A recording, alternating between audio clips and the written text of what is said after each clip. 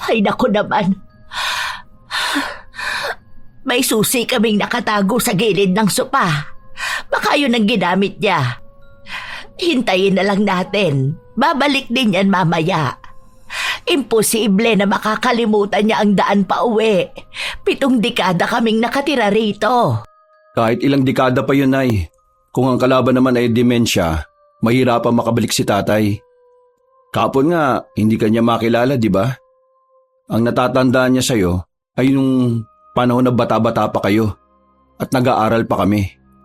Alam naman namin na bibihira lang bumalik sa maayos na kaisipan si tatay. Kung hindi siya aastang parang bata, bigla naman siyang magiging si Florencio na 25 years old. Siguro kung magiging ganun nga siya, malalaman niya pa rin pabalik sa bahay. Pero paano kung lahat talaga makakalimutan na niya? Paano na? Uuwi siya, alam ko. Asawa ko yon. Kilala ko siya. Hindi yun papayag na hindi kami magkikita ng matagal. Kahit nasaan siya, matatandaan niya pa rin ang daan pabalik sa bahay namin. Hihintayin ko na lang siya sa sala para kapag nawala niya ang susi, ako ang magbubukas ng pinto. Paraan ako, hihintayin ko ang asawa ko. Bibihira lang ang mag-asawang umaabot ng ilang dekada na magkasama. Katulad ni na Felicidad at Florencio na magkasama na ng 7 dekada. Ilang beses na ring sinubok ang tatag ng kanilang samahan at pagmamahalan. Ngunit darating ang isang pagsubok na tila hindi nila makakayang harapin. Ano nga kaya ang kahahantungan ng pagmamahalan ng 2 taong sinubok na ng panahon? My darling, Felicidad, may ibibigay ako sa iyo. Halika rito, asawa ko. Ay, ano na naman ba yan? Kung ano-ano na naman ang kalokohan na ginagawa mo, Florencio. Tingnan mo na kasi ito. Tara na. Abay, mamaya na yan. Hindi mo ba nakikita na nagluluto ako ng hapunan? Ang aga mo naman magluto. Anong oras pa lang? Mamaya na yan. Dadalaw nga ang mga anak at apo mo. Ay, huwag ka riyang makulit ha. Baka pasuin kita. Ang sungit naman ng darling ko. Sige na nga, ako na nga ang lalapit. Aray ko, ang balakang ko, nananakit na naman. Ayan, ang sabi ko naman kasi sa'yo, magpahinga ka na lang muna. Ang kulit mo naman kasing matanda ka eh. Alam mo nang uugod-ugod ka, ang likot-likot mo pa rin. Baka akala mo'y bata ka pa, ha? Maaaring sa isip, pero yung katawan mo, aba, yung mga buto mo, para na yung kawayan na marupok. May kalabaw lang ang tumatanda, darling ka. Sandali lang, hintayin mo ako riyan. Malapit na ako, aray. Ay nako, ilang hakbang lang yan eh. Akala mo naman naglalakad ka mula Maynila hanggang Apare. Tumatanda na talagang kalabaw na ito. Eto na. Ano naman yan? Ito ang iyong corona. Ikaw ang aking reyna. Ako ang gumawa nitong koronang santan, ha? Alam ko naman na paborito mo ang bulaklak na ito. Ikaw, puro ka talaga kalokohan, ano? Saan mo na naman ito kinuha? Wala naman tayong tanim na santan, ah. Saan ka na naman ba nagpunta? Siguro palihim ka na namang nakikipagtagpo sa babae mong si Salvacion. Sino naman yung Salvacion na yan? Bisitasyon ng pangalan nun. Ay aba, talagang itinama mo pa ang pangalan, ano? Ikaw, ihahampas ko talaga sa ulo mo itong kaldero para kapag tumama sa'yo mahimatay ka dyan. Ililibing kita kahit humihinga ka pa. Ang asawa ko naman talagang napakasilosa. Alam mo namang walang ibang babae na mas gaganda pa sa'yo, hindi ba? Tingnan mo, bagay na bagay sa'yo ang korona mong yan. Naalala mo pa ba noong naliligawan kita? Palagi kitang binibigyan yan, di ba?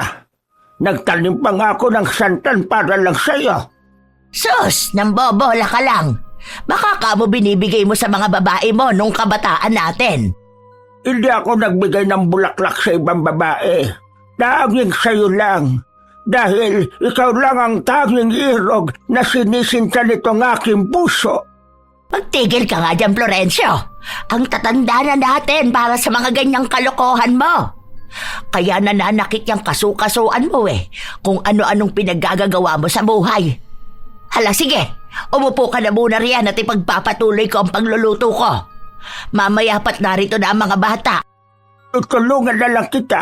Sinabi ko na nga na umupo ka na lang. Matatapos na ako rito sa niluluto ko. Huwag kang makulit, ha? Ipapalo ko tong sandok sa ulo mo. Nakangiti lang si Florencio habang nakikita niya ang kanyang asawa na naiinis sa kanya. 7 dekada na silang nagsasama. Meron silang 8 anak at ang 3 roon ay nasa ibang bansa. Lahat ay may asawa na at anak.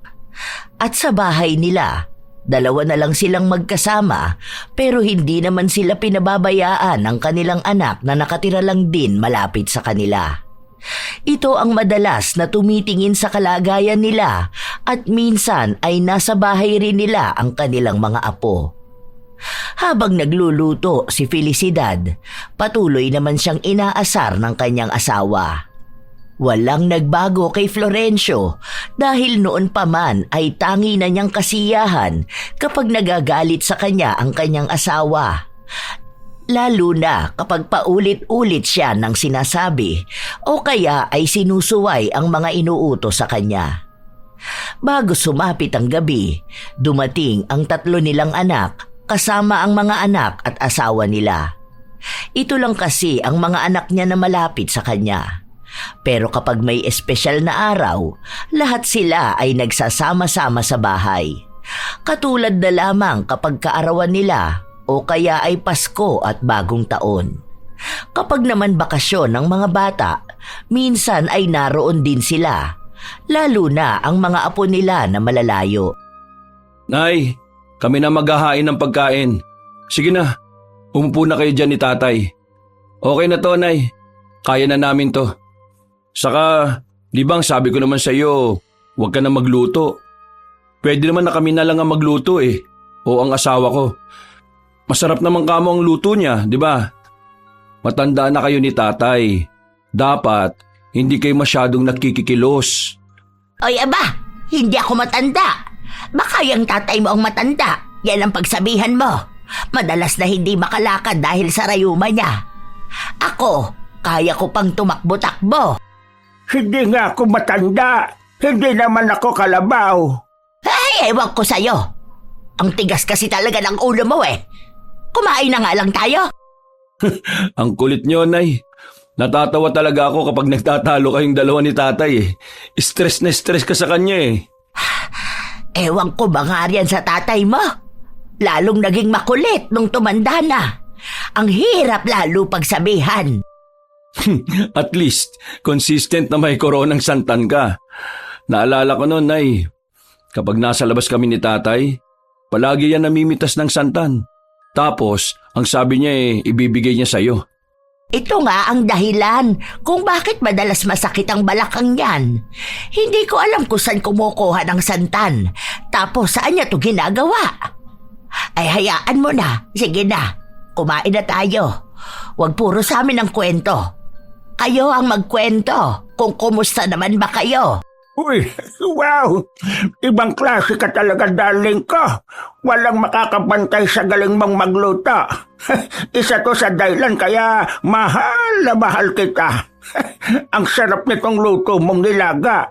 Sayang hindi ko makain yung karne.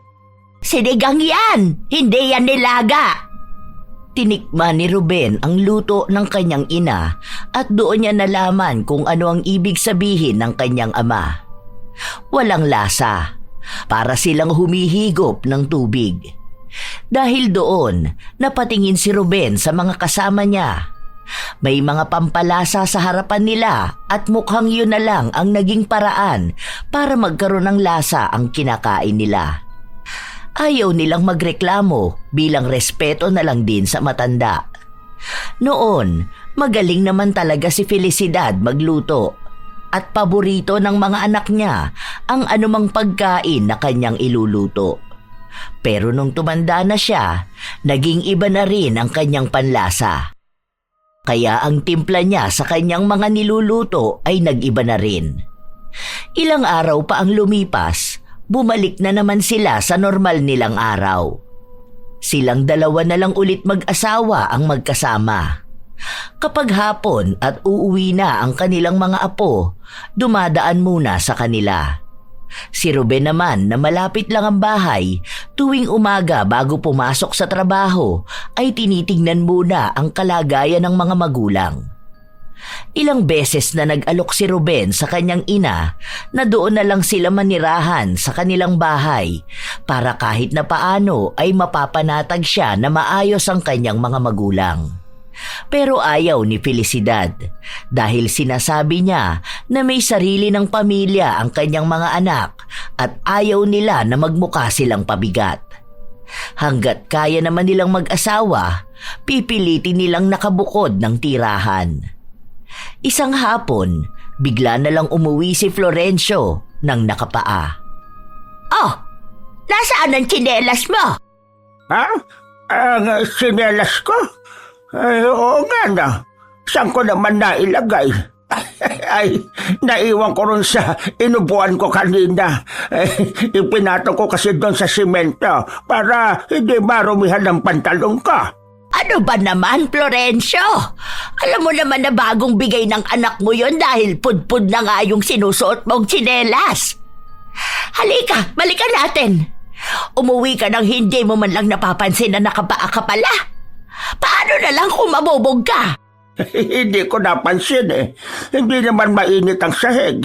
Alam mo, sa sobrang kakulitan mo, para akong nag-aalaga ng bata, ang hirap turuan. Sa susunod ha, kung lalabas ka ng bahay, siguraduhin mo na dala mo yung mga gamit na bitbit mo nung umalis ka. Ay, hindi ko naman nakalimutan itong sandal mo.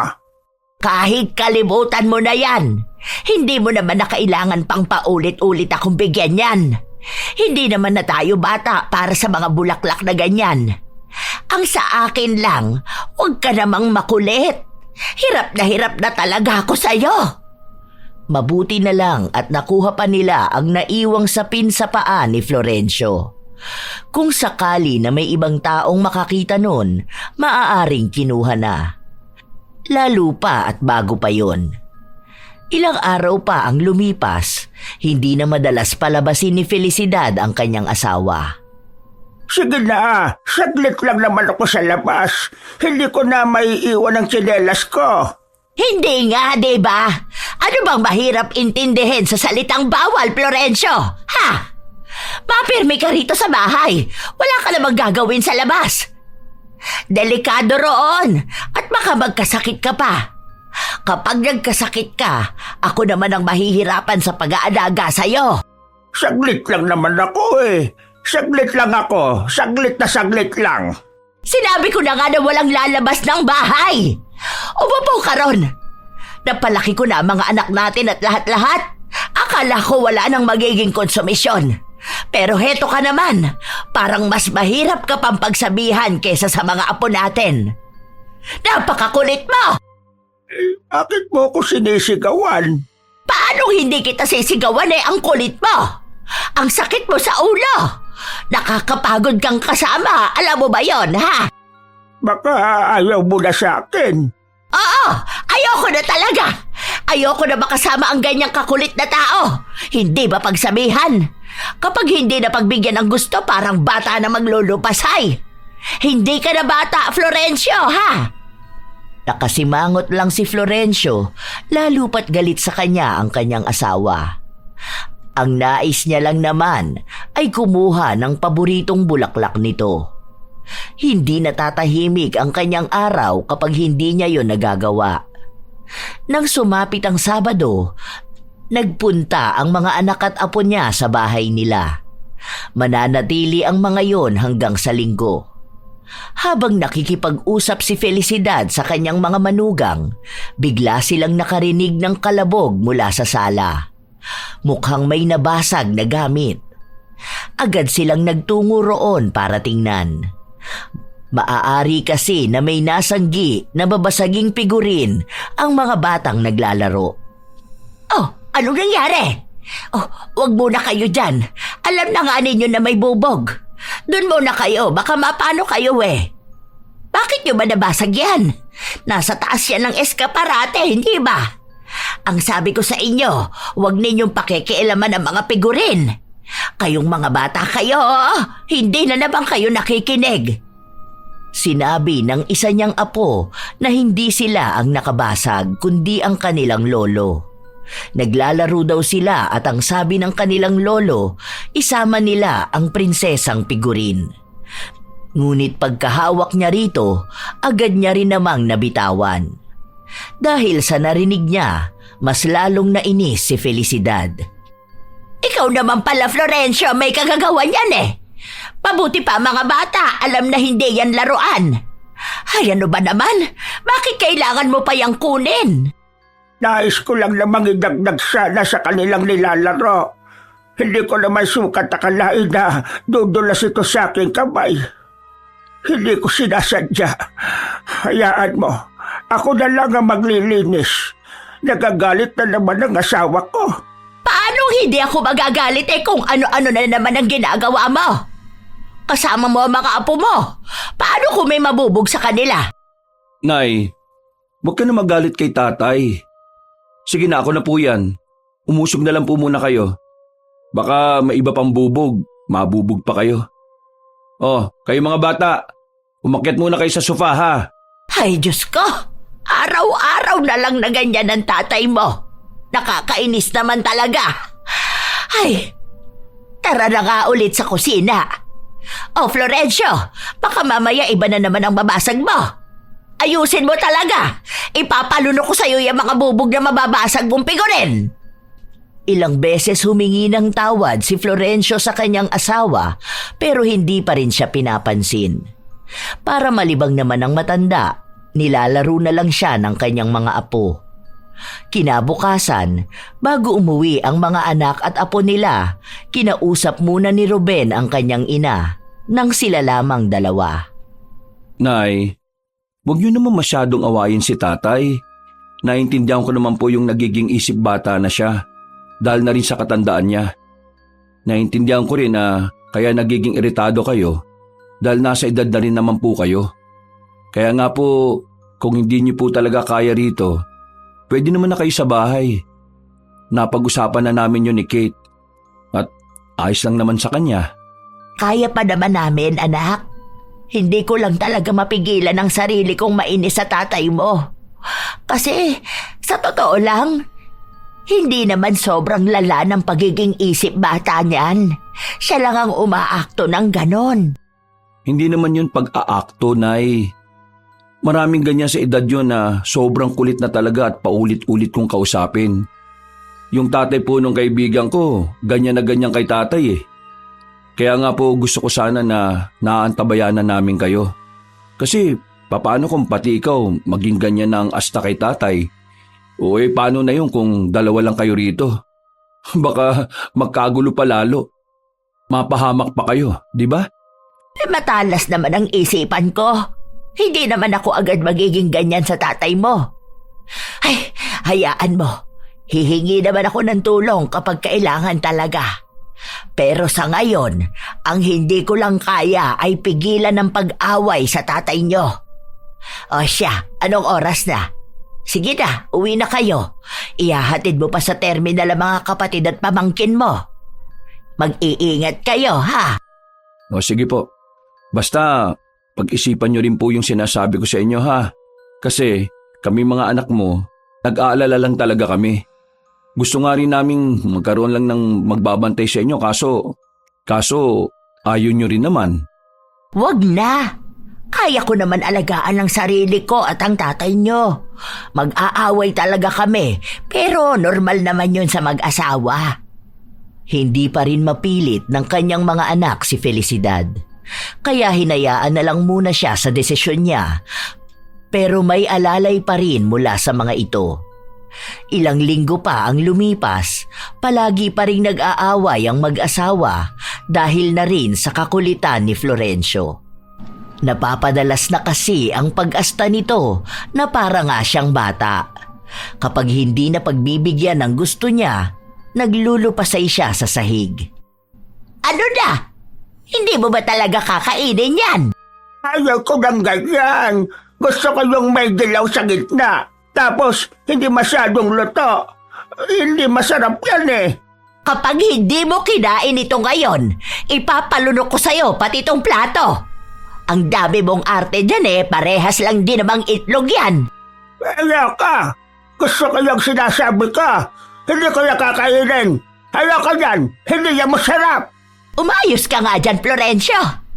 Tingnan mo, isa pa talagang pagpapahirap sa akin na pakisamahan ka. Naku, lalasunin talaga kita, sinasabi ko sa'yo. Kainin mo to! Ayaw ko na. Sinisigawan mo na ako. Isasumpa kita. Inaaway mo ako. Hindi kita bati. Hindi kita bati. Ano ba? Ayan na! Natapo na ang pagkain. Hay nako, alam mo naman pinaghihirapan to ng mga anak mo para lang maibigay sa atin. Tapos sasayagin mo lang. Umayos ka nga. Tumayo ka dyan. Huwag ka dyan sa sahig. Ay, nako. Ano ba naman tong lalaki na ito? Hindi naman sa lahat ng oras ay isip bata si Florencio. Minsan naman, bumabalik din siya sa sarili niyang isipan ngunit saglit lang yun. Hindi alam kung kailan mangyayari at anong oras. Minsan pa nga, nakipag-away siya sa kanyang apo dahil nakikipag-agawan siya ng laruan. Yun na ang napapansin ng kanyang mga anak, kaya muli nilang kinausap ang ina para sumang-ayon na lang na magkaroon ng taong magbabantay sa kanila. Hindi pa rin pumayag si Felicidad hanggang sa mismong ang mga anak na niya ang nagdesisyon. Bakit niyo naman isinama rito ang babae na yan? Mukha bang mahina ako at hindi ko kaya ang sarili ko at ang tatay ninyo? Nay, kailangan niyo na talaga. Tingnan niyo si tatay. Hindi na yung makausap na maayos. Tapos kayo, hindi na rin kayo kumakalma.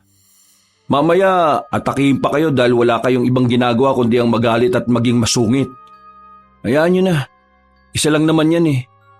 Hindi naman kami mag-hire kung nasa bahay kayo. Kaso, ayaw niyo naman. Ang tigas din po ng ulo niyo eh. Parehas lang kayo ni tatay. Hindi ba tigas ang ulo ko, ha? Sadyang ayoko lang na may mag-aalaga sa amin.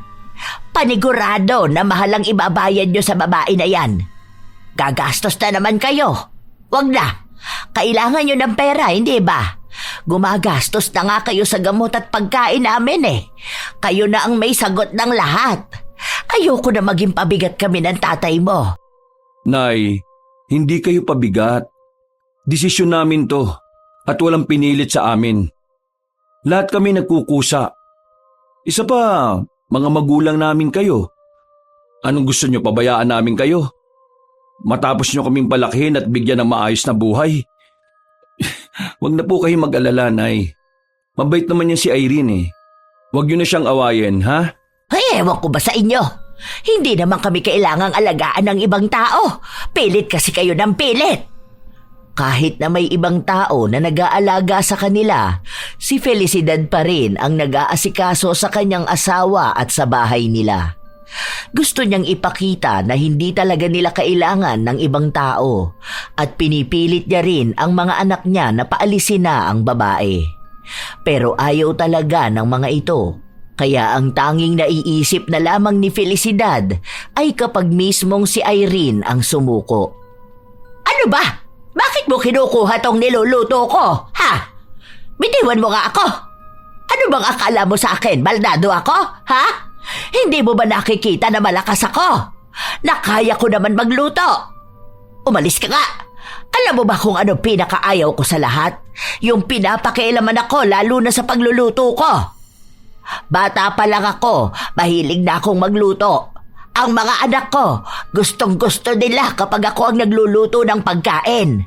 Kaya ayoko na may ibang tao na magluluto sa kusina ko. Ako lang dapat. Hala, tumabi ka.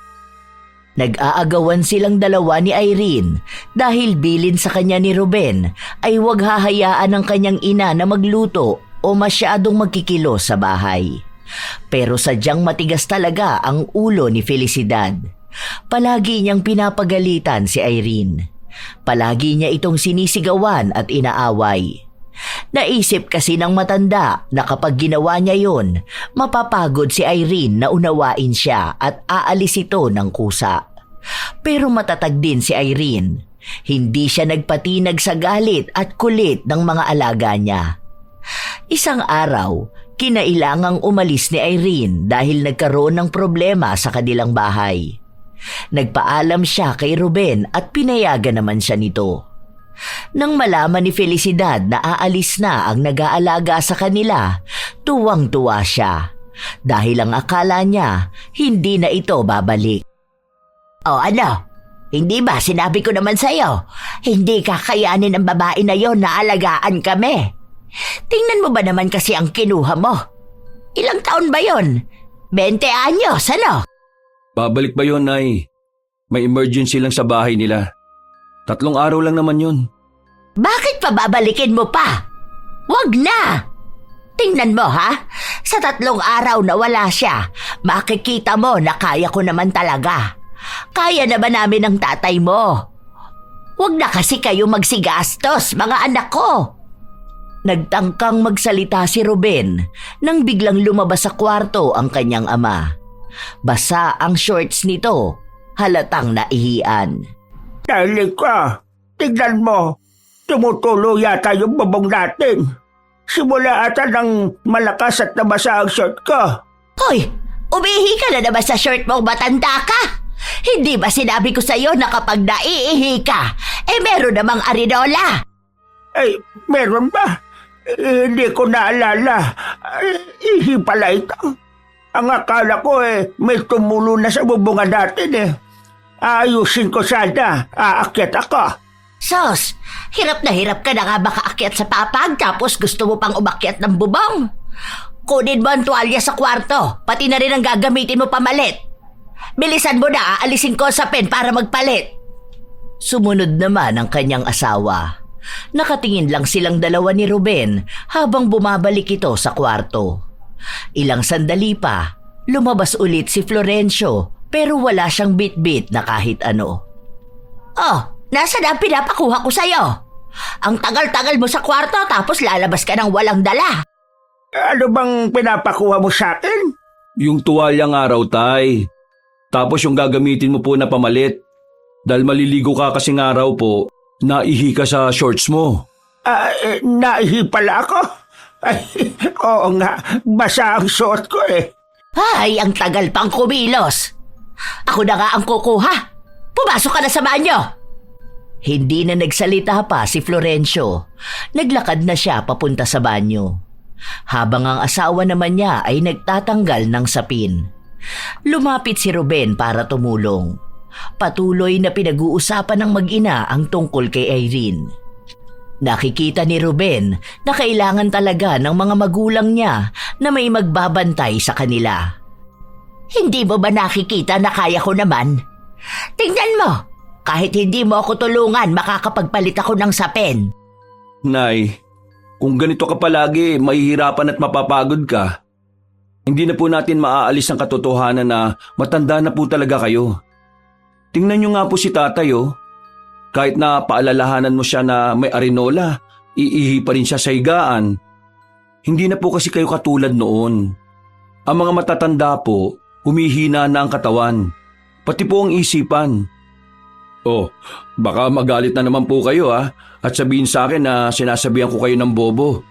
Hindi po yun ang ibig kong sabihin Ang sinasabi ko po, hindi na ganun katalas ang isipan nyo.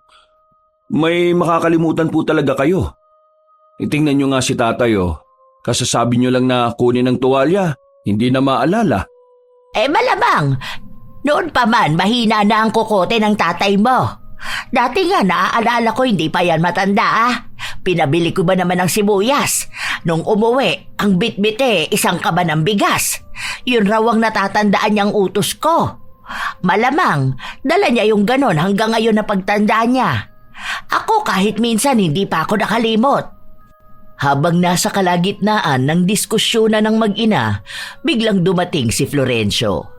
Basa ang katawan niya, may bula ang ulo pero may suot pa siyang damit.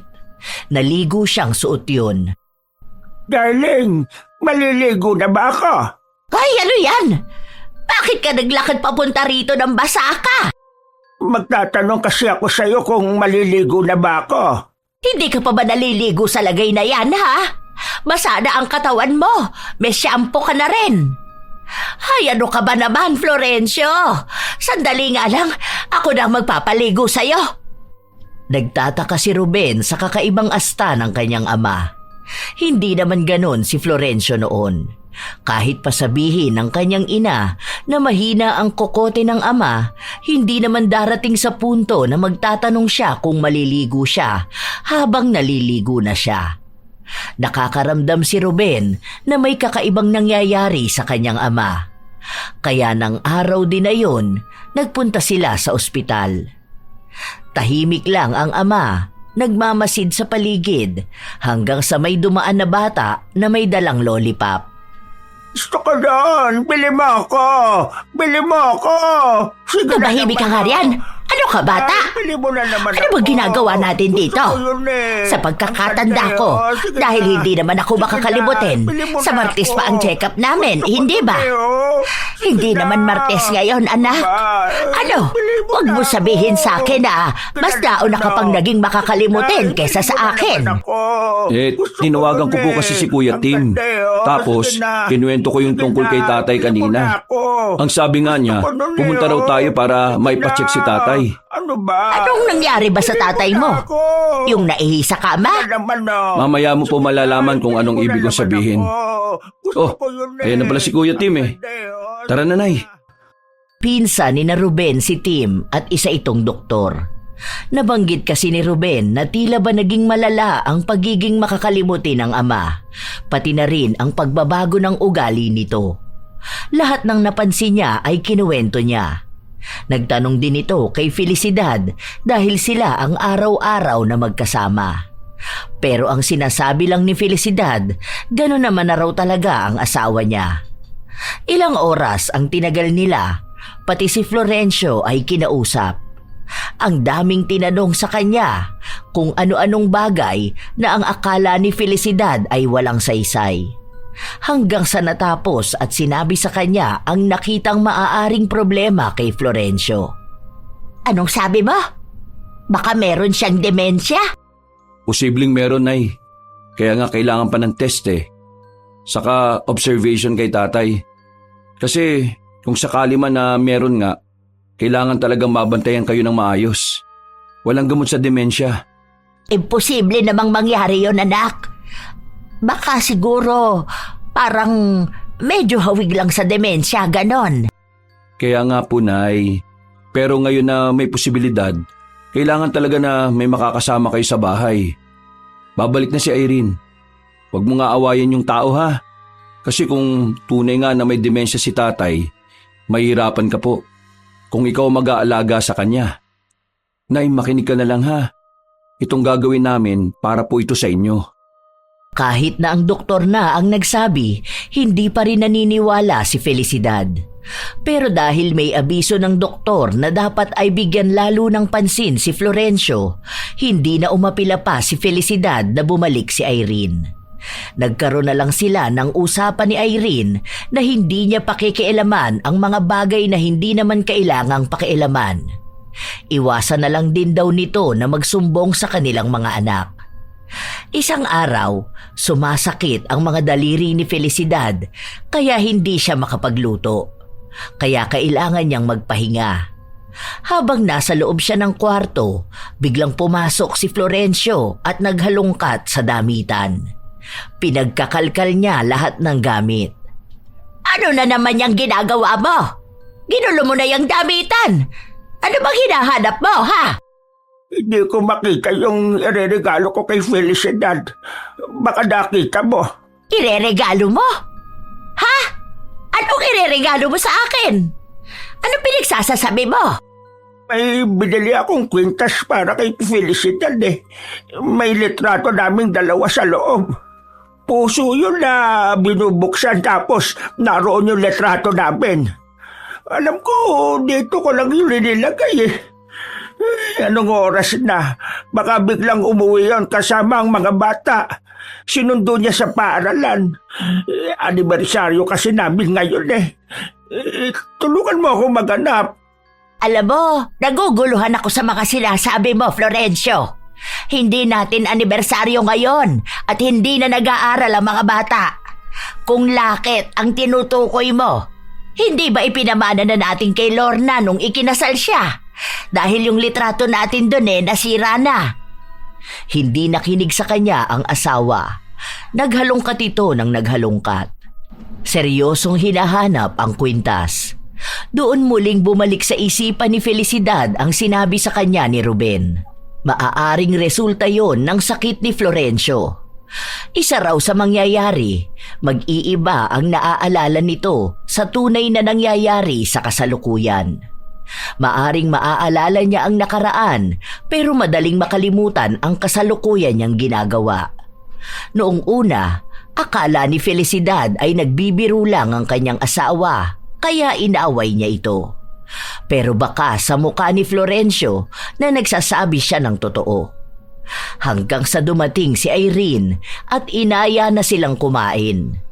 Habang kumakain sila, biglang iniluwa ni Florencio ang pagkain. Ayoko nito. Hindi masarap. Ang gusto kong kainin ay ang luto ng mahal kong asawa. Nasaan na ba si Felicidad at ang mga bata? Tingnan mo nga, Martina, kung pauwi na sila. Hindi si Martina yan. Si Irene yan. Patay na si Martina, matagal na. Hindi ako kakain agad, hindi asawa ko magluluto. Ako ang asawa mo. Hindi lang ako nakapagluto dahil masakit ang mga daliri ko. Huwag ka na maarte, kainin mo na yan. Itinikom ni Florencio ang kanyang bibig. Kahit na anong pilit sa kanya ni Felicidad, ayaw niya talagang kumain. Kinausap din siya ni Irene pero ayaw niyang sumubo.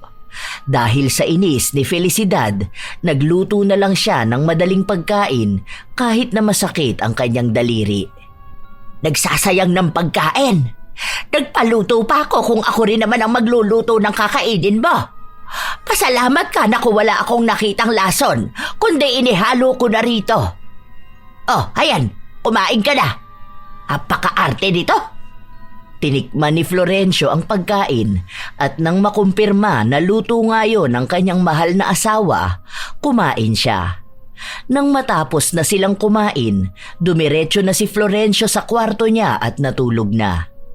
Kinabukasan, tila ba bumalik siya sa maayos niyang kaisipan. Gising na may darling, may ibibigay ako sa iyo. Tignan mo, may dala akong santan. Oh, saan mo naman nakuha yan? Hindi na mahalaga yon. Tara, gawa tayo ng korona mo. Itapon mo na nga yan. Ano naman ang gagawin ko sa basura na yan? Inaantok pa ako, gigisingin mo ako. Ang gulo-gulo mo kagabi. Kung sino-sinong pangalan ang tinatawag mo sa akin tapos ngayon magdadadarling-darling ka dyan. He, magtigil ka dyan. Matutulog ako. Bahala ka sa buhay mo. Bumalik sa pagtulog si Felicidad habang si Florencio naman ay nagpatulong kay Irene para gumawa ng korona gamit ang bulaklak na paborito ng kanyang asawa. Nang matapos sila, inilagay niya ang korona sa lamesa sa loob ng kwarto. Maayos ang kaisipan ni Florencio, matino pa siyang nakakausap. Kaya naging kampante si Irene na hindi magkakalat sa paligid si Florencio. Nagtungo sa banyo si Irene para maligo. Saglit lang naman yon at sa tuwing naliligo siya, sinisigurado niya na nakasarado ang pinto ng bahay para hindi makalabas si Florencio. Pero pagkalabas ni Irene sa banyo, napansin niya na bukas ang pinto. Agad niyang hinanap si Florencio. Sinuyod na niya ang kasulok-sulukan ng bahay pero wala. Sa loob ng kwarto, si Felicidad lang ang natutulog. Doon na nakaramdam ng kaba si Irene. Agad siyang lumabas para maghanap. Nagtanong na rin siya sa mga malalapit na bahay at nasabi nilang hindi nila napansin. May isang tambay na nagsabing nakita niya ito na sumakay ng jeep. Nagmamadali si Irene na bumalik sa bahay para gisingin si Felicidad at sabihin na nawawala si Florencio. Anong sabi mo? Paano mawawala yon? Ay, teka nga, nagtanong ka na ba sa mga kapitbahay? Baka mamayaan dyan lang yon. Baka kung ano-ano na namang ginagawa nun sa labas. Sinabi ni Irene na kung saan-saan na siya nagpunta malapit sa kanila pero hindi niya talaga makita si Florencio. Agad nilang tinawagan si Ruben at kahit na nasa trabaho ito, nagmadali siyang umuwi nang malaman niya na hindi makita ang kanyang ama. Humingi na ng tulong si Ruben sa mga taong kakilala niya para mahanap ang kanyang ama. Hanggang sa sumapit na ang gabi, ni Anino ni Florencio ay hindi nila nakita. Bukas hindi ako papasok. Hahanapin ko si tatay. Hindi naman siguro makakalayo yun. Ano ba kasing nangyari? Paano ba siya nakalabas? Di ba ang sabi ko palaging nakasarado ang pinto? Dahil baka nga bigla kang malingat tapos lumabas si tatay katulad niyan. Alam naman natin na hindi na yung madaling makatanda Baka hindi na nga niya maalalang daan pa uwi. Ikinuwento ni Irene ang huling nangyari bago nawala si Florencio. Gumawa raw sila ng koronang santan. Maayos naman daw si Florencio. Maayos ang pag-iisip niya. At ang natatandaan ni Irene, isinarado niya ang pinto. Bitbit niya ang susi, kaya paanong makakalabas si Florencio? Ay naku naman! May susi kaming nakatago sa gilid ng sopa. Baka yun ang ginamit niya. Hintayin na lang natin. Babalik din yan mamaya. Imposible na makakalimutan niya ang daan pa uwi. 7 dekada kaming nakatira rito. Kahit pa ilang dekada yun, Nay. Kung ang kalaban naman ay ang demensya, mahihirapan makabalik si tatay. Kung kahapon nga, hindi ka na niya makilala Ang natatandaan niya sa iyo nung panahon na bata-bata pa kayo. At nag-aaral pa kami. Alam naman natin na bibihira lang bumalik sa maayos na kaisipan si tatay Kung hindi siya aastang parang bata, bigla naman siyang magiging si Florencio na 25 years old. Siguro kung magiging ganun nga siya, malalaman niya pa rin pabalik sa bahay. Pero paano kung lahat talaga makalimutan niya? Paano na? Uuwi siya, alam ko. Asawa ko yon. Kilala ko siya. Hindi yun papayag na hindi kami magkikita ng matagal. Kahit nasaan siya, matatandaan niya pa rin ang daan pabalik sa bahay namin.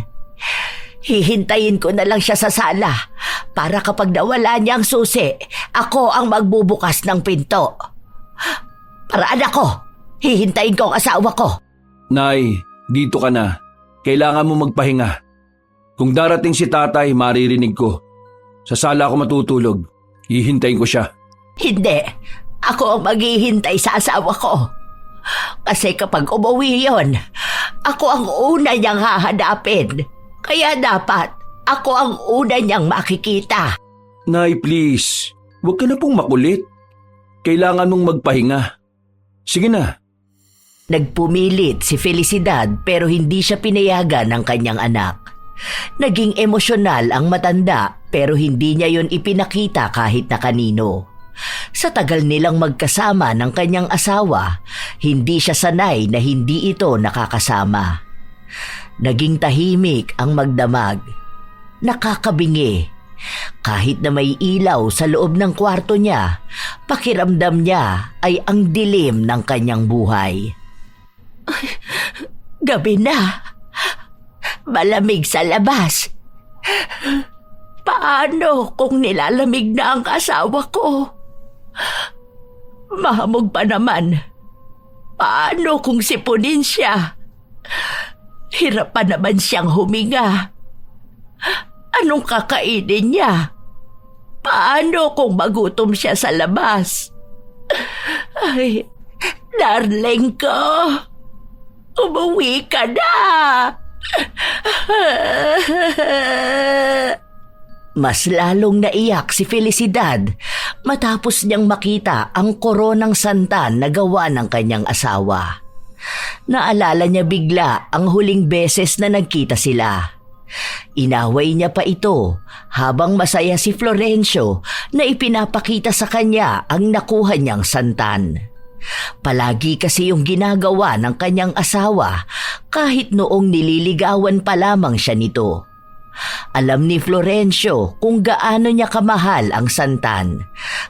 Kaya sa tuwing nakakakita siya nito, talagang inuuwian niya ang kanyang asawa. Sa 7 dekada nilang magkasama, ilang koronang santan na ang naibigay sa kanya. At 2 koronang santan lang ang tila ba nagbigay halaga sa lahat. Ang unang bigay sa kanya ng asawa at ang huli na hawak niya ngayon.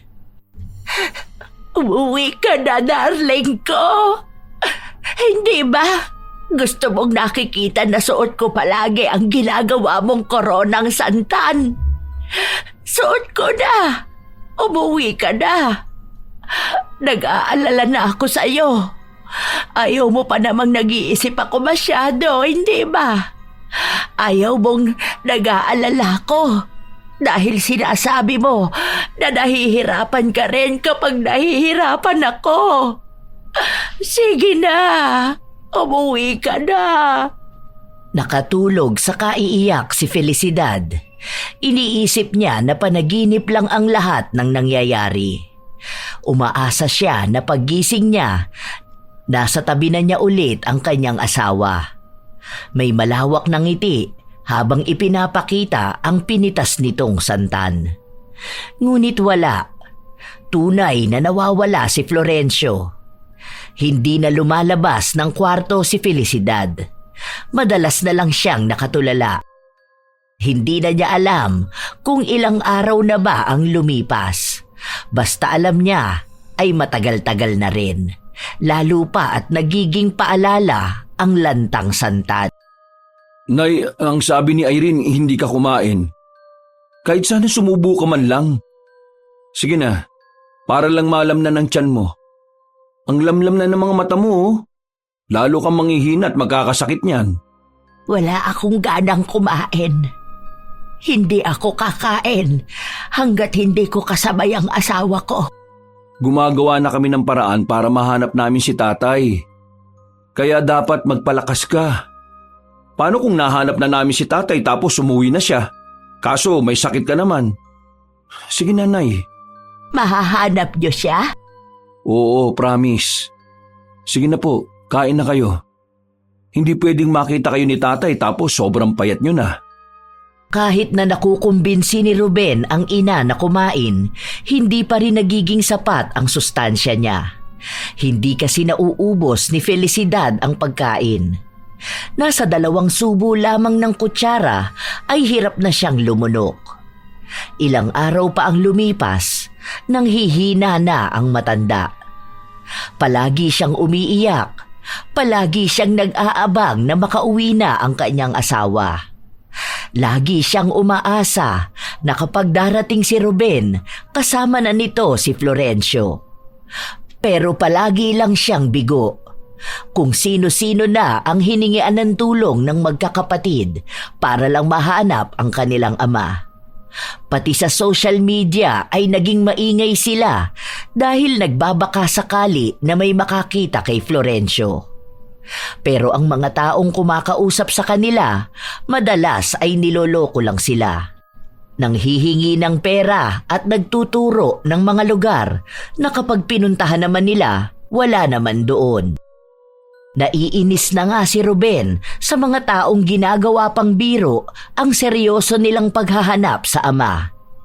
Isang gabi, habang mulat pa ang mga mata ni Felicidad dahil hindi siya dinadalaw ng antok, bigla niyang naalala ang isang kakayahan na hindi na niya ginagamit.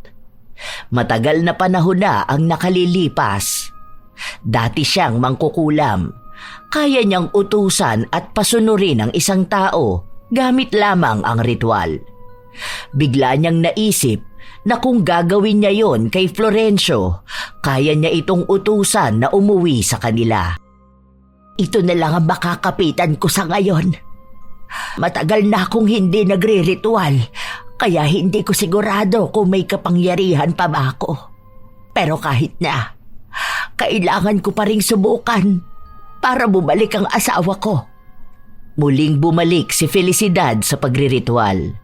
Nahihirapan siya dahil dekada na rin ang nakalipas simula nang tumigil siya.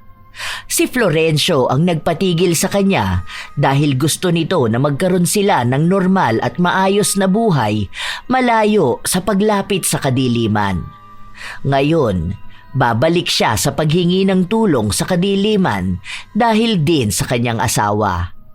Sunod-sunod na gabing nagriritual si Felicidad pero walang nangyayari.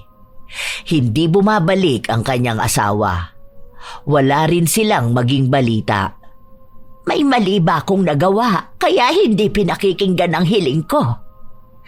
Hindi ito maaari. Ito lang ang makakatulong kay Florencio. Kailangan ba ng alay? Naguguluhan na si Felicidad dahil may enerhiya siyang nararamdaman na dumadaloy sa kanyang katawan, kaya alam niya na may koneksyon sila ng kanyang kapangyarihan. Ngunit paanong mangyayari na hindi niya mapasunod ang kanyang asawa? Naubusan na ng kandila at kagamitan si Felicidad. Ayaw niyang tumigil sa pagriritual dahil iniisip niya na baka kailangan niya lang mas lalong mapalapit sa kadiliman. Nagpaalam siya sa kanyang anak na lalabas siya para lang bumili. Dahil natatakot si Ruben na baka ang ina naman niya ang hindi na makabalik, sinamahan niya ito sa isang tindahan kung saan doon makikita ang mga kagamitan sa pagriritual. O Nay, bakit nandito tayo? Ano ba to? Sa manghuhula? O sa mga mangkukulam? Ang weird, nakakatakot. Huwag ka ng maraming tanong. Kailangan ito para sa tatay mo. May bibilin lang ako ha. Hintayin mo na lang ako sa sasakyan. Sige na, saglit lang ako. Sige na, pumasok ka na sa sasakyan. Hindi rin naman nais ni Ruben na sumama sa kanyang ina, kaya sa loob na lang siya ng sasakyan naghintay. Bumili ng maraming gamit si Felicidad. Halos gusto na niyang kunin lahat ng klaseng bagay na pwede niyang magamit sa pagriritual. Lahat kaya niyang subukan, bumalik lang ang kanyang asawa. Nang matapos siyang bumili, bumalik na rin siya agad sa sasakyan. Hindi na nagtanong ang kanyang anak sa mga pinamili niya. Paalis na sana sila nang may biglang itinuro si Ruben. Tingnan mo yun, Nay, oh. Ayun, oh. Yung mga parang mga medalyon. Ayun, oh. Yung pangalawa sa dulo. Kita mo po ba? May salamin ka naman po, di ba? Kaparehas kay tatay. Kaso, iba lang yung parang nakatatak sa gitna. Yan yung ayaw na ayaw mong hubarin ni tatay, eh. Di ba? Yung galit na galit ka kapag hindi niya suot tapos lalabas siya, ganun. Ang sabi mo, proteksyon niya yata yun para hindi siya tabla ng mga kulam-kulam o anumang ritual. Doon na lang bumalik sa isipan ni Felicidad ang ibinigay niyang proteksyon sa kanyang asawa laban sa mga taong may kakayahan na dumulog sa kadiliman. Yon ang naisip niyang dahilan kung bakit hindi gumagana kay Florencio ang ritual niya. Kahit naramdam naman ng kanyang kaluluwa ang ugnayan nila ng bawat ritual na ginagawa niya. Kung may proteksyon si Florencio, malabo talaga na mapapasailalim ito ng kanyang kapangyarihan. Hindi niya magagawang utusan ang asawa na umuwi. Dahil sa napagtanto niyang yun, tila ba nawawala na siya ng pag-asa na magkikita pa silang dalawa. Pero nais niya pa ring ipagpilitan. Nagbabaka sakali na baka kayanin niyang maging mas makapangyarihan pa kaysa sa pangontrang ibinigay niya. Ilang linggo pa ang lumipas, walang naging balita kay Florencio. Nay, bukas pupunta rito si na kuya para matulungan akong magakot ng gamit nyo. Last day na rin ngayon ni Irene. Bakit niyo kukunin ang mga gamit ko? Lilipat ka na sa bahay namin, Nay. Hindi naman pwedeng maiwan ka rito mag-isa. At para na rin kahit papaano malibang ka. Kasi may nakakasama ka na sa bahay. Hindi ako aalis. Dito lang ako. Hihintayin ko ang asawa ko. Nay, pasensya na sa sasabihin ko ha. Pero hindi natin alam kung babalik pa si tatay. Hindi natin alam kung makikita pa ba natin siya. Alam ko mahirap yon para sa'yo. Pero baka nga kailangan na nating tanggapin. Ginawa naman na natin lahat ng paraan, di ba? Gusto mong tanggapin ko na hindi na babalik ang asawa ko? Kung kayo, pwede niyong matanggap. Ako hindi. Hindi ako aalis sa bahay namin. Dito lang ako maghihintay sa kanya. Alam ko, babalikan niya ako. Nay, hindi pwedeng maiwan kayo rito. Walang mag-aalaga sa inyo. Hindi na nakakabuti sa kalusugan niyo ang pag-iisa sa bahay na ito. Maalala at maalala mo lang si tatay. Nakakasakit ka na oh. Tingnan niyo, ang laki ng ibinagsak ng katawan niyo. Palagi ka pang nangihina. Malalaman din naman natin kung babalik si tatay, di ba? Ayoko! Hindi ako aalis. Dito lang ako. Hindi niyo ako mapipilit na umalis sa bahay namin. Matagal na kaming nakatira dito ng tatay mo. Dito na namin nabuo ang pamilya natin. Dito nagsimula ang lahat ng mga pangarap. Kahit pa ang daming awayan at iyakan sa bahay na ito, hindi ako papayag na iiwan ko lang to ng ganong kadali. Parte na ng pagkatao namin ng tatay mo ang bahay na ito. Alaala ito ng pagmamahala namin. Kahit na palagi akong nagagalit sa tatay mo, mahal na mahal ko siya. Kaya alam ko na babalikan niya ako dito. Hindi ako aalis. Dito na ako mamamatay. Nay, naiintindihan ko ang nararamdaman niyo. Alam namin magkakapatid kung paano kayo nagmamahala ni tatay. Pero hindi mo po maaalis sa amin na mag-alala sa inyo. Matanda ka na rin po eh. Hindi magandang palagi kang nakakulong sa bahay at malungkot. Hindi nagiging maayos ang tulog nyo. Hindi ka na rin kumakain. Ang dami naming nalampasan na problema sa buhay. Ilan na ba ang pinag-awayan namin? Sa 7 dekada naming mag-asawa, lahat na ng klase ng problema dumaan na sa pagsasama namin. Pero nanatili naman kami sa isa't isa. Magkakampi kami. Kahit pa palagi niyang sinasabi na lagi ko siyang inaaway. Wala na nga akong naisip na problemang hindi namin haharapin ang magkasama. Kaya ito nangyayari. Alam kong makakaya namin itong lampasan. Hindi ako susuko. Dahil naniniwala pa rin ako sa pangako niya sa akin noon na hindi niya ako iiwan. At kahit na anong mangyari, kaming dalawa pa rin ang magkasama. Naawa ako sa asawa ko. Kaya hindi ako makakain ng maayos. Dahil iniisip ko kung nakakain na ba siya. Paano ko masisikmurang lunukin ang pagkain kung naiisip kong baka nagugutuman na siya? Paano kung hinahanap niya ang luto ko? Hindi siya kumakain kapag hindi kami magkasabay. Paano ako makakatulog ng mahimbing sa gabi? Kung iniisip ko na baka natutulog siya sa malamig na sahig. Paano kapag malamig? Hindi pa naman siya makatulog ng maayos kapag wala siyang kumot. Hindi kami nakakatulog kapag hindi kami magkayakap. Kaya huwag mong sasabihin sa akin na tanggapin ko na lang. Dahil kung wala lang din naman siya, dapat wala na lang din ako. Isang dahilan lang ang nakikita ko na magpapasuko sa pagmamahala namin. Iyon ay ang kamatayan. Hanggat buhay ako, maghihintay ako sa pagbabalik niya.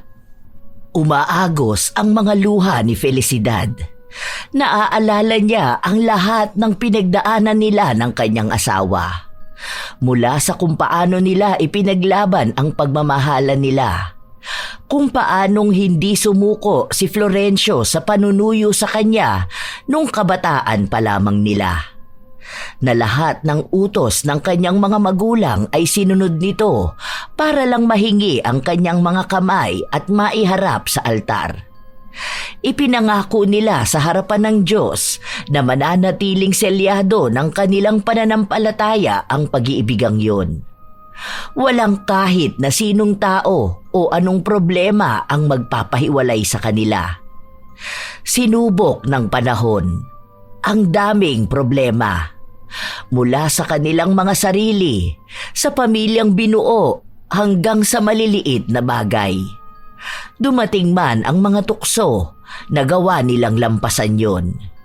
Hindi naging hadlang ang kahit na ano para sa pagsasama nila. Kung ano ang ipinangako nila noong una, yon ang patuloy nilang pinanghahawakan. Tinanggap nila ang bawat pagkakaiba. Kaya kung nagawa nilang lampasan ang mga mabibigat na problema, paanong sa pagkakataon na ito ay susukuan niya ang kanyang asawa? Ramdam pa rin ni Felicidad na kahit na anong mangyari, babalik at babalik sa kanyang mga bisig ang asawa. Hindi mapilit ng kanyang mga anak si Felicidad. Para magbantay rito, pinakiusapan ang isa niyang apo para samahan siya sa bahay. Bakasyon kaya wala itong pasok. Apo ko, nasabi mo na ba sa tito mo na i-print yung sinasabi ko? Aalis ako ngayon, hahanapin ko ang lolo mo. Sinabi sa kanya ng kanyang apo na ang iba na raw nilang pinsan ang gumagawa noon, kaya wag na raw siyang lumabas. Magpahinga na lang siya sa bahay. Pinagsabihan din ang kanyang apo na wag siyang papayagan na lumabas at magpunta sa kung saan-saan. Ay siya, kung ayaw nila, ako na lang ang magpapaprint. Wag mo akong pigilan dyan. Hindi pwedeng dito lang ako sa bahay. Dahil alam ng kanyang apo na hindi siya mapipigilan, sumama na lang ito sa kanya. Hindi na lang pinaalam ng dalagita sa mga tiyuhin niya dahil baka mapagalitan lang sila. Nagpaprint sila ng mukha ni Florencio at si Felicidad ang naglakad-lakad sa labas. Kahit na tanghaling tapat, wala siyang pakialam. Kung saan-saan na sila napadpad, hanggang sa makarating sila sa isang paaralan. Biglang natigilan si Florencia matapos niyang makita ang mga tanim na santan. Naluha siya dahil kung makikita ni Florencio ang mga yon, paniguradong masaya ang kanyang asawa.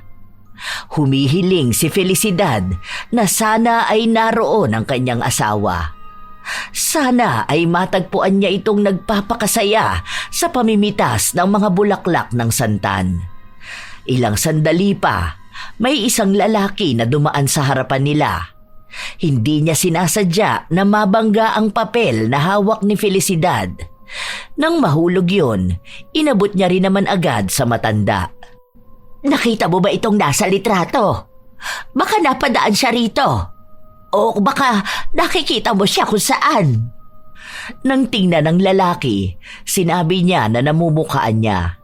Siya yung matanda na palaging nangunguha ng santan dahil paborito raw yon ng kanyang asawa. Nang marinig ni Felicidad, nabuhayan siya. Bumalik ang kanyang sigla.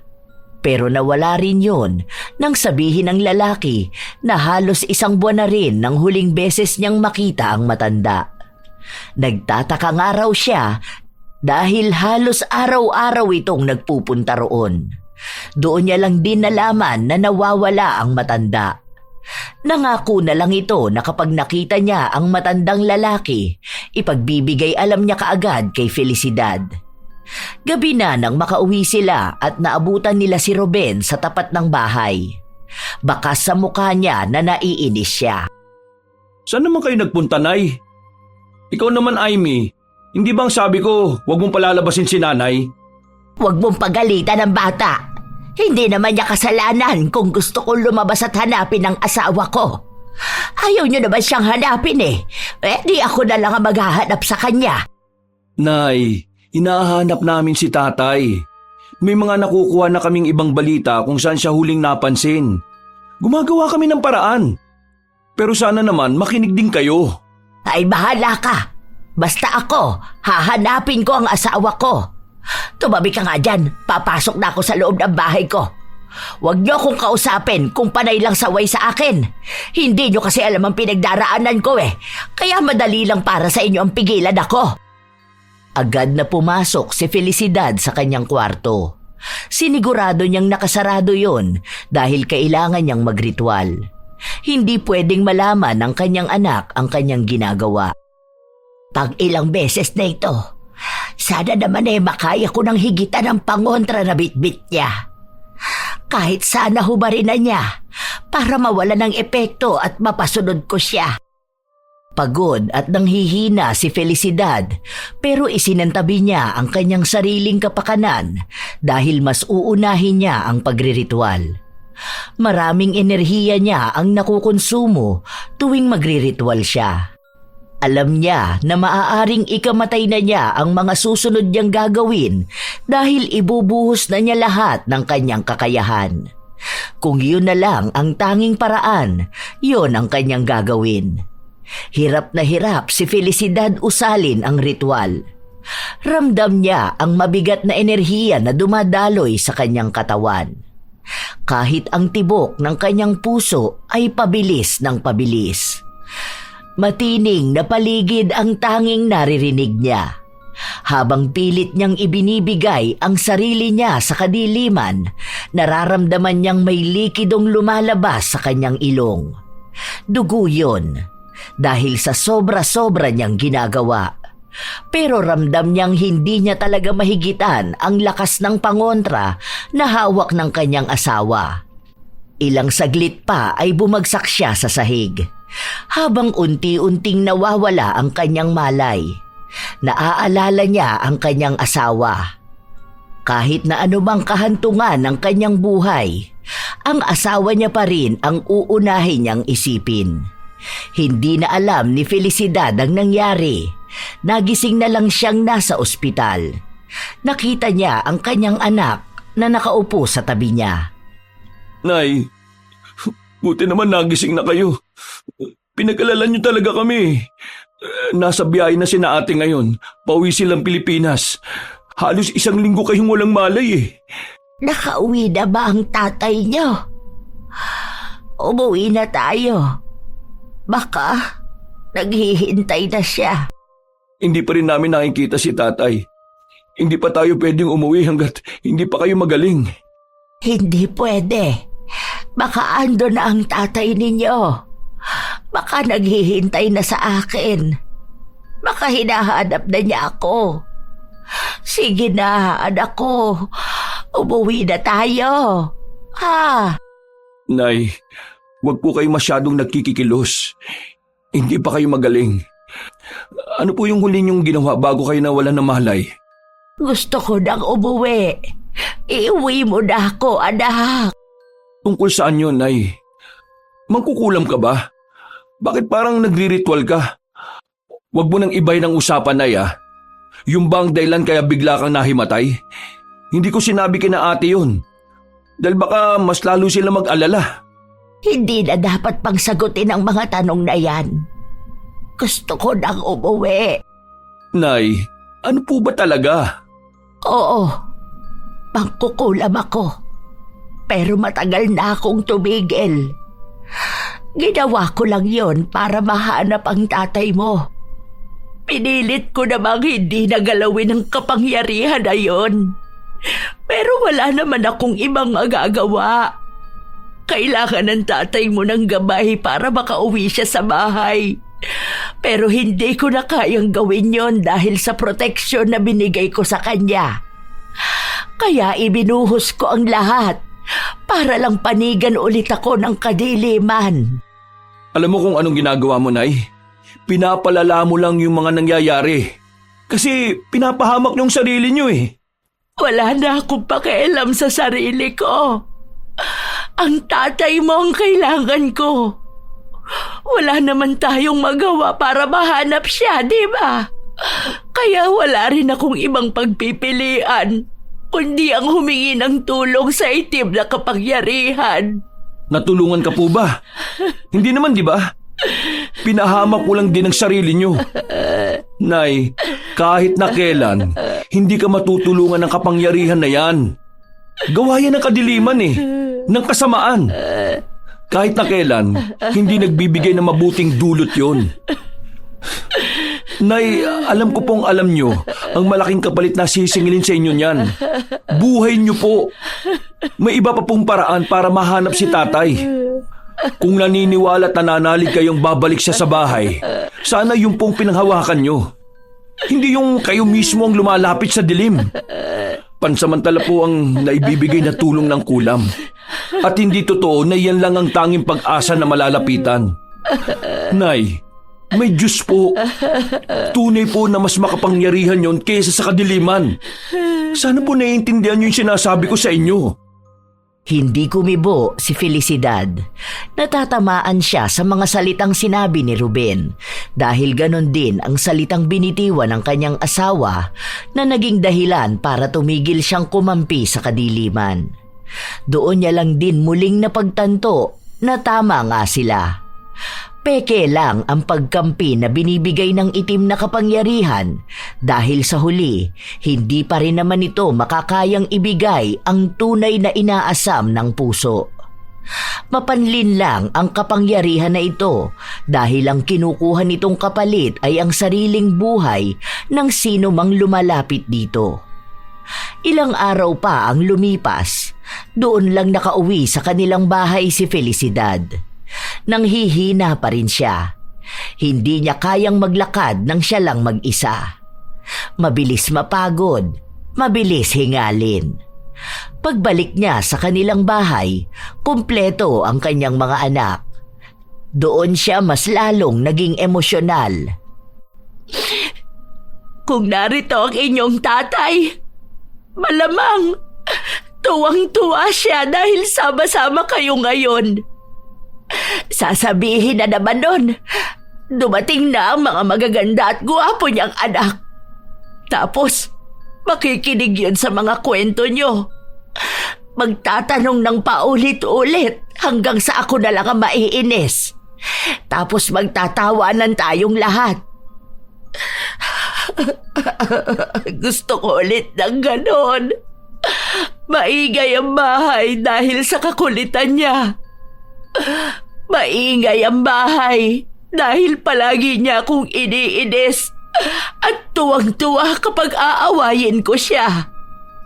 Dahil kapag inaaway ko raw siya, katumbas na yon, nagsalitang mahal na mahal ko siya. Sana nandito ang tatay ninyo.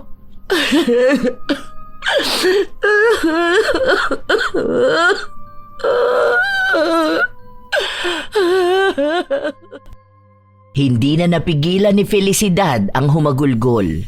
Mainit na yakap ang ibinigay sa kanya ng kanyang mga anak. Iniisip niya pa lang ang natitira niyang buhay at hindi kasama ang kanyang asawa. Pakiramdam niya, ikamamatay na rin niya. Dahil walang bagay sa buhay niya ang hindi nagpapaalala kay Florencio. Kahit tumingin siya sa salamin at pagmasdan ang kanyang mukha, si Florencio pa rin ang pumapasok sa kanyang utak.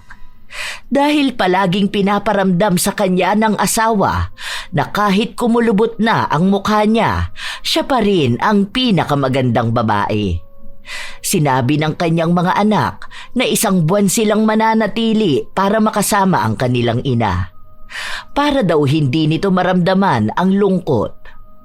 Isang gabi, sabay-sabay silang kumakain ng nilutong ulam ng kanyang manugang. Ayos talaga tong luto ni Ate Ria. Kalasan na nung luto noon ni nanay . Paano? Si nanay ba naman ang nagtuturo sa kanya noon? Naalala ko pa, bago mag-asawa pa lang kayo ni kuya. Tapos, dito kayo nakatira sa bahay. Hindi ka pa marunong magluto noon. Ayun, pinagalitan ka ni nanay tapos iiyak ka ng iyak. Paano ba naman? Inutusan ko siyang lagyan ng asin yung niluluto kong tinola. Ang ginawa ba naman asukal ang inilagay. Kakatwiran pang hindi niya mahanap ang asin, kaya mas una niyang nakita ang asukal. Tapos, umiyak siya nun. Ang sabi mo pa po, siya ang umubos ng minatamis na tinola. Tawang-tawa talaga ako pag naaalala ko yun eh. Tapos yung asin. Kaya pala hindi niya makita eh. Bit-bit pala ni tatay. Andun sila sa ilalim ng puno ng mangga. O di ba? May puno pa dyan sa gilid.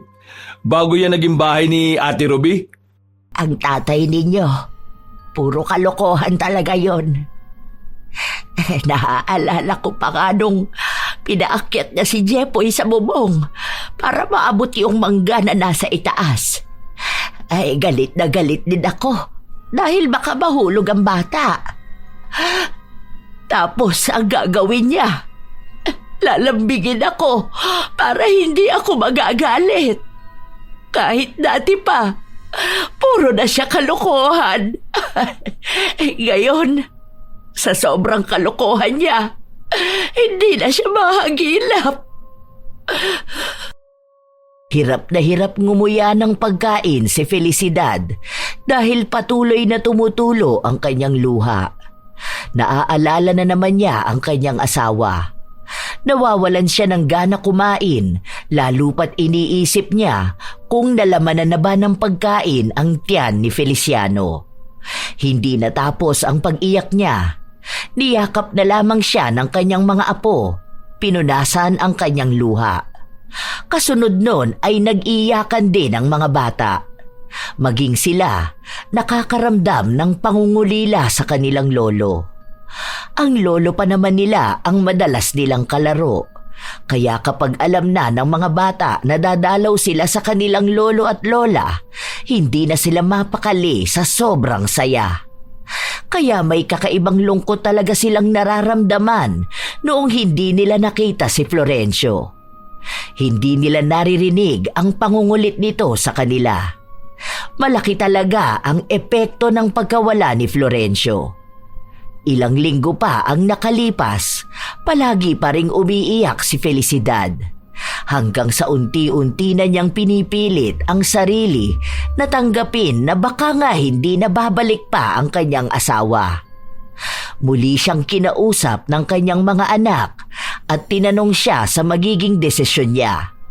Kung sasama na ba siya sa isa niyang anak kapag bumalik ito ng Cebu.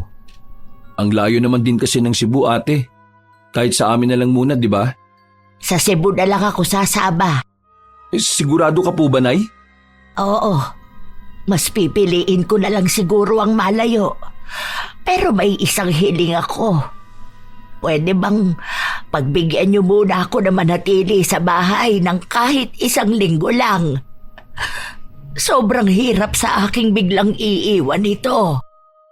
Sige, Nay. Kung yan ang hiling nyo. Pinipigilan ni Felicidad ang sarili niyang umiyak. Ang isang linggo na hiling niya ay ang huling linggo ng kanyang pag-asa na makikita niya pang muli ang asawa. Kung hindi na magpapakita pa si Florencio, marahil kailangan na nga talaga niyang tanggapin na sa kabilang buhay na lang ang susunod nilang pagtatagpo. Naiwan si Felicidad sa bahay nila kasama ang asawa ni Ruben. Habang lumilipas ang araw, palaging naghihintay si Felicidad. Ngunit walang nangyayari. Hanggang sa hindi niya namalayan na huling araw na niya sa bahay. Hindi pumasok sa trabaho si Ruben para tulungan siyang magligpit ng gamit. Yung iba po, Nay, baka hindi mailagay sa maleta nyo ha. Unahin na lang natin yung mahalagang gamit nyo. Tapos sa susunod, kapag pumunta kami doon, baka dalhin na lang namin yung iba. Pwede namang ipadala na lang din. Ilang gamit lang talaga ang dadalhin ko. Iiwan ko na lang dito ang iba. Paano po itong gamit ni tatay? May kukunin pa po ba kayo rito? Ito po, di ba, regalo niya sa inyo to noon? Naalala ko pa, bata pa kami nung binigay sa iyo to ni tatay. Hindi ko dadalhin yan. Wala akong dadalhin kahit na anong gamit ng tatay niyo. Sige na, lumabas ka na muna. Hayaan mo kong mag-ayos ng gamit ko. Bukas pa naman ako aalis, hindi ba? Mahaba pa ang oras. Nay, sigurado na po ba kayo sa desisyon yung ito? Sige po. Iiwan ko na muna kayo. Baka kailangan niyo po ulit na makapag-isip. Babalik lang muna kami sa bahay ha. May kukunin lang po kami. Pero mamayang hapon, babalik kami. Hindi na kumibo pa si Felicidad. Nakatuon lang ang buo niyang atensyon sa mga gamit niya. Umalis si Ruben kasama ang kanyang asawa. Sinadya talaga nilang maiwan si Felicidad para kahit na paano ay masulit pa nito ang bawat sulok ng bahay. Alam ni Ruben na magiging emosyonal ang kanyang ina. Sa ilang dekada nilang nakatira sa bahay, yon ang unang beses na magpapasya si Felicidad na umalis. Noong una, pilit pang pinipigil ni Felicidad ang kanyang sarili para lang wag maiyak. Hanggang sa nakita niya ang gamit ng kanyang asawa. Pati na rin ang mga litrato nilang lumabo na sa kalumaan. Niyakap niya ang mga litrato at muli niyang dinama ang sakit at pangungulila. Hindi ko ito kaya. Ayoko tanggapin na hindi na kita makikita at makakasama. Na hindi ko na maririnig ang boses mong kinaiinisan ko kapag kinukulit mo ko. Bakit naman ganon, darling ko? Sa tagal nating magkasama, hindi ako naging handa para sa pagdating ng araw na maiiwan akong mag-isa. Ang sakit. Ang sakit sa dibdib. Ang sabi mo, hindi mo ko iiwan kahit na anong mangyari. Dahil ayaw mong umiiyak ako. Ayaw mong malungkot ako. Nakakainis ka. Ayaw mo pala eh. Bakit ayaw mo ring bumalik? Bakit mo ko iniwan? Hindi ko kaya.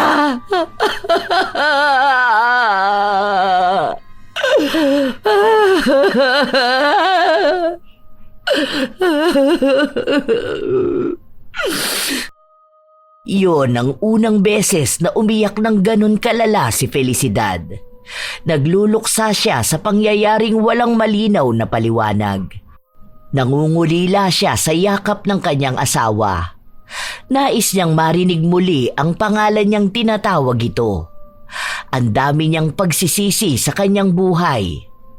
Naiiksian siya sa mga taon ng pagsasama nila. Hindi sapat ang 7 dekada para iparamdam kay Florencio ang pagmamahal niya. Kung may pagkakataon lang na babalikan niya ang nakaraan, marahil ay mas lalo niyang ipadadama sa asawa kung gaano niya ba ito kamahal. Hindi niya sana sinayang ang mga araw na palagi silang nag-aaway. Ngunit walang makakapagpabalik ng nakaraan. Kahit isanla niya ang buhay niya sa itim na kapangyarihan, hindi rin makakamtan ang hiling na yun. Doon niya napagtanto na sakalang makikita ang halaga ng isang taong minamahal kapag hindi na ito kasama. Sakalang makikita ang halaga ng oras kapag lumipas na ang panahon at hindi na kaya pang bawiin ang mga kakulangan na nagawa. Kahit anong pagsisisi niya, huli na ang lahat. Hindi na niya makakasama ang kanyang asawa. Hindi natapos ni Felicidad ang kanyang ginagawang pagliligpit ng mga gamit dahil hindi niya kayang kumilos.